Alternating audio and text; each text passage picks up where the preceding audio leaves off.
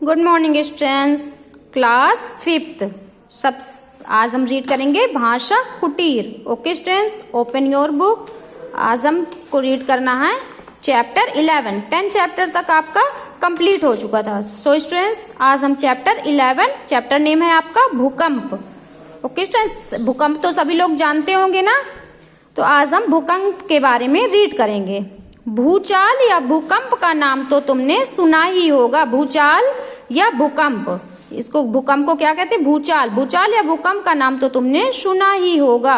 हो सकता है कि कभी तुमने भूकंप का अनुभव भी किया हो। भूकंप आप लोग कभी, अगर स्टूडेंट्स कभी आपके उस पे आया होगा तो आप लोगों ने अनुभव भी किया होगा। क्या होता है जब भूकंप आता है तो क्या होता है? चीजें हिलने लगती, जमीन हमारी क्या करती है? कंपन करने लगती है। तो वो ही क्या होता है? भूकंप होता है। भूकंप का अर्थ है भू यानी जमीन का कांपना। कह रहे हैं ना कि क्या जमीन हमारी क्या होती है? हिलने लगती है, कांपने लगती है। तो भूकंप का क्या अर्थ है? भूकंप का अर्थ है भू यानी जमीन का कांपना। भूकंप आने पर धरती क्या होती है? हिलने लगती है। हमारी धरती क्या होती है? हिलने लगती है। और धरती पे जो सामान भी रखा रहता है, क्योंकि जो जमीन पे ही सब सारा सामान होता है, जमीन पे हम है, तो क्या होता है? हम भी कंपन करने लगते हैं। और हमारा जो घर पे सामान होता है, गेट्स होते हैं, खिड़कियां, सभी क्या होता है? सभी कंपन करने यानी हिलने लगते हैं। जमीन फट जाती है और उसमें बड़ी बड़ी दरारें पड़ जाती हैं। जब ज्यादा जोरों से क्या होता है? भूकंप आता है तो क्या होता है? हमारी जमीन में दरारें पड़ जाती है, हमारी जमीन फट जाती है। ओके स्टूडेंट्स, लेकिन इतनी भारी भरकम और विशाल धरती के हिलने का कारण क्या है? अब हम क्या जानेंगे कि धरती तो हमारी कितनी बड़ी है, कितनी भारी है, लेकिन फिर भी एक भूकंप आता है और हमारी धरती हिलने लगती है।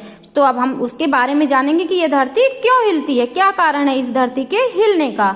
सो स्टूडेंट्स, करोड़ों वर्ष पहले धरती भी सूर्य की तरह आग का एक दहकता हुआ विशाल गोला था। धरती क्या थी? बहुत समय लिखा है ना कि करोड़ों वर्ष पहले। करोड़ों वर्ष पहले क्या थी हमारी धरती? जिस तरह आपको देखते हो ना, सूर्य क्या? एक आग का दहकता हुआ एक गोला है। कितनी सूर्य में कितनी आग है कि उसकी रोशनी इतनी दूर है, तब तो हमें देखिए गर्मी में कितनी तेज गर्मी लगती। अगर ये पास होता तो क्या होता? आग, बिल्कुल आग है, हम जल जाते। इसलिए तो हमारी धरती भी पहले ऐसा ही दहकता हुआ एक विशाल गोला था धरती। ओके सो इस पर किसी हरियाली या जीवन का कोई नामो निशान नहीं था। क्योंकि आप जब सूर्य पे देखते हो ना, सूर्य पे क्या कभी हरियाली हो सकती है या जीवन हो सकता है? हो ही नहीं सकता। तो तभी जब हमारी धरती एक विशाल गोले की तरह थी, तब वहां पे क्या था? ना तो हरियाली थी, ना कोई जीवन का नामो निशान था। फिर हजारों साल तक लगातार पृथ्वी के ऊपर वर्षा होती रही। क्या हुआ? जब हजारों साल तक फिर क्या हुआ? पृथ्वी के ऊपर वर्षा होती रही, जिसके कारण पृथ्वी धीरे धीरे ठंडी होने लगी। क्योंकि जब हजारों साल तक वर्षा होगी तो क्या हुआ? जो हमारी पृथ्वी दहकता हुआ एक आग का गोला थी, वो क्या हुआ? धीरे धीरे ठंडी होने लगी। जब ठंडी होने लगी तो उसकी क्या हुई? उसकी ऊपरी परत इतनी ठंडी हो गई कि उस पर पेड़ पौधे उगाए। जब उसकी जो ऊपरी परत थी वो क्या हुआ? जब हजारों साल तक बारिश होगी तो जब वो धरती क्या हुई? हमारी धरती ठंडी हो गई। और जब ठंडी हो गई तो क्या हुआ? उस पर पेड़ पौधे उग आए, नदियां बह निकली और उसमें विशालतम क्या हुआ? गड्ढे, महासागर बन गए। जब क्या हुआ? जब हजारों साल तक क्या होगी? बारिश होगी। तो क्या हुआ? फिर बारिश हुई तो क्या हुआ? उसमें नदियां भी बह निकली और उसमें विशाल गड्ढे और महासागर भी बन गए। आगे चलकर इस पर पहले सूक्ष्म जीव पैदा हुए और फिर मछली, मेढक और जीवों का विकास हुआ। क्या हुआ? इस पर पहले सूक्ष्म छोटे छोटे जीव पहले पैदा हुए और फिर मछली, फिर मेढक और मेढक जैसे जीवों का क्या हुआ? विकास हुआ। क्योंकि धरती पर जब हमारे पेड़ पौधे उगेंगे, खाने के लिए होगा, रहने के लिए उनको होगा, कि जब पानी हुआ तो हमारी मछली भी आई, छोटे छोटे कीड़े मकोड़े भी आए, मेढक भी आए। ये सारे जीव क्या हुए? इन जीवों का विकास हुआ।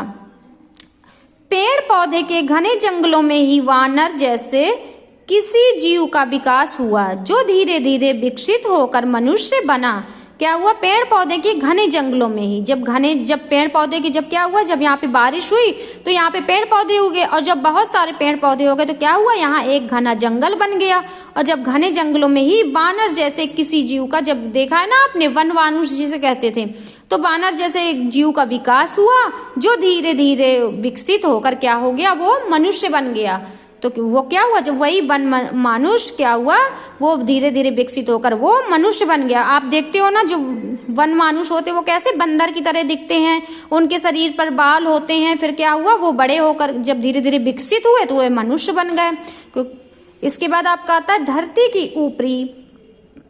आज के लिए स्टूडेंट्स इतना ही। नेक्स्ट फिर मैं आपको नेक्स्ट डे रीड कराऊंगी। ओके स्टूडेंट्स, सब लोग यहाँ तक टिक कर लेंगे। नेक्स्ट फिर मैं आपको नेक्स्ट डे रीड कराऊंगी। Okay, thank you.